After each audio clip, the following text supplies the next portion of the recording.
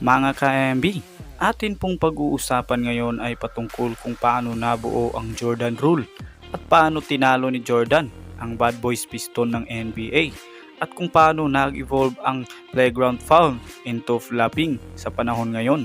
Yan ay ating pag-uusapan mamaya. Kung bago ka pa lang sa aking YouTube channel ay huwag mo nang kalimutang mag-subscribe at pakipindot na rin ang notification bell para mas updated kayo sa mga bago kong video.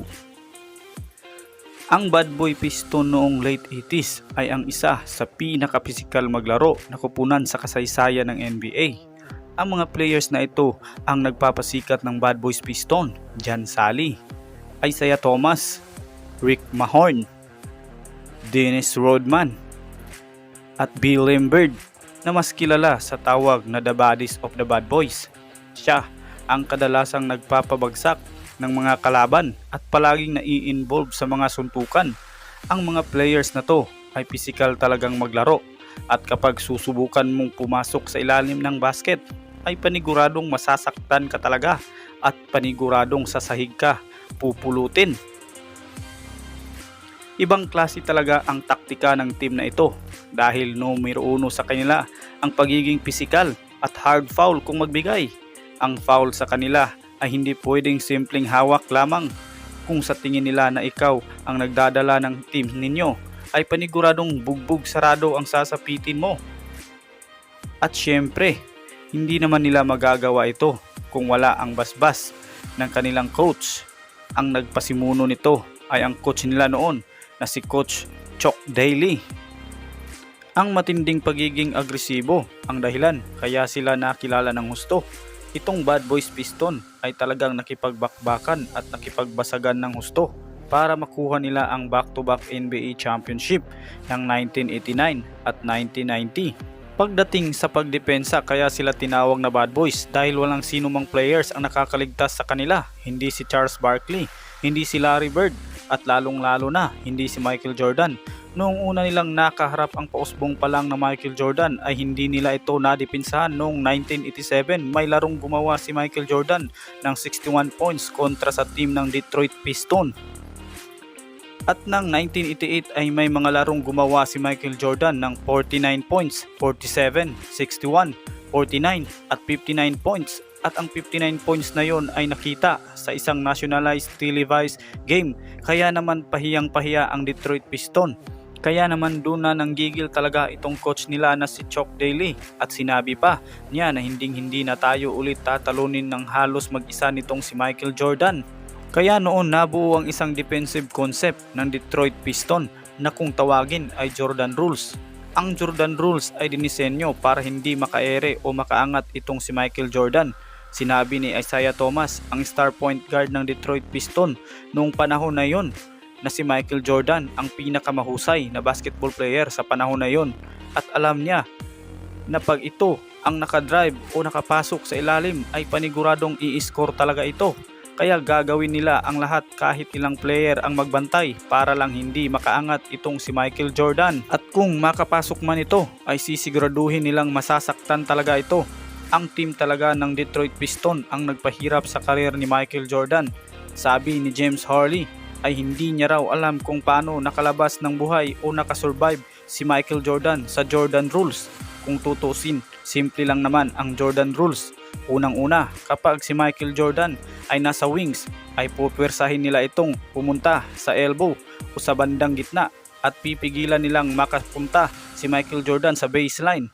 Pangalawa, kapag si Michael Jordan daw ay nasa taas, ay ipupwersahin nila itong magpunta sa bandang kaliwa. At kapag nakatanggap naman si Michael Jordan sa lupus, ay itatrap nila ito mula sa itaas. At ang panghuli ay kung makapasok itong si Michael Jordan sa baseline at makaere, doon na papasok si Bill Lambert at si Rick Mahorn at pababagsakin siya.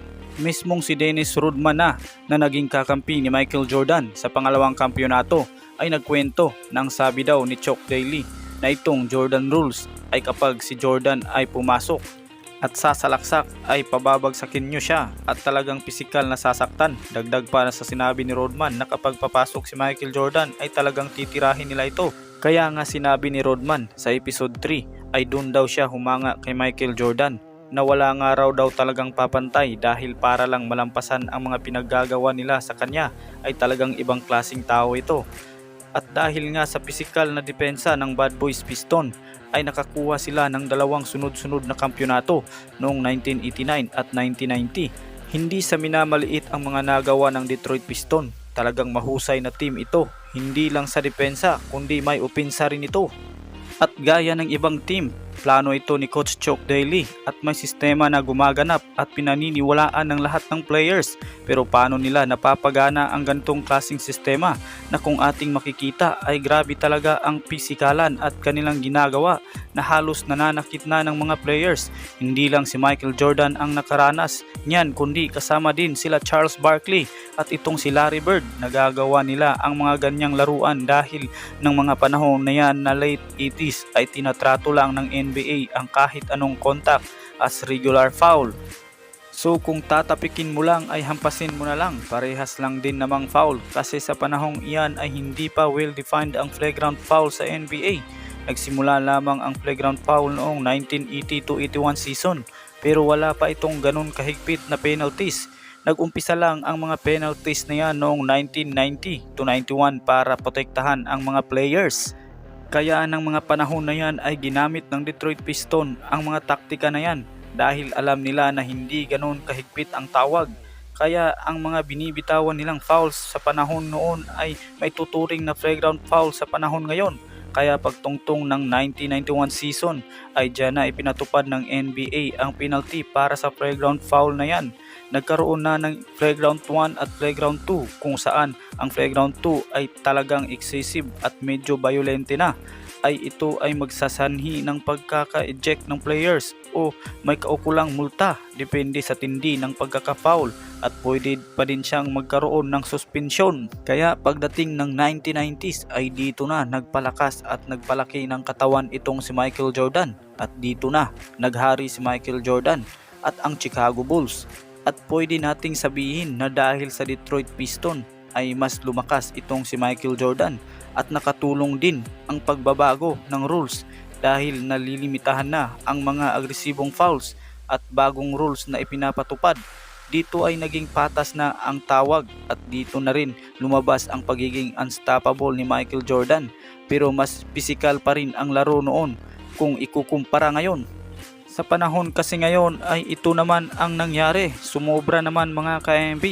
Iba naman ang inaabuso na uso ang tinatawag nilang flopping na yan na kung minsan ay kahit hindi natatamaan ang mga players.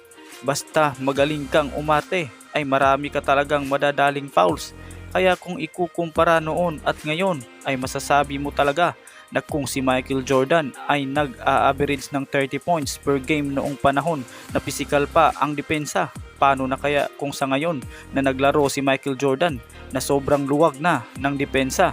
Paniguradong mag-a-average si Michael Jordan nang hindi bababa sa 40 points per game o mas higit pa. Hanggang dito na lamang po ang ating video at i-comment nyo lang ang inyong reaksyon sa video ito, and this is it, Imbi Sports TV.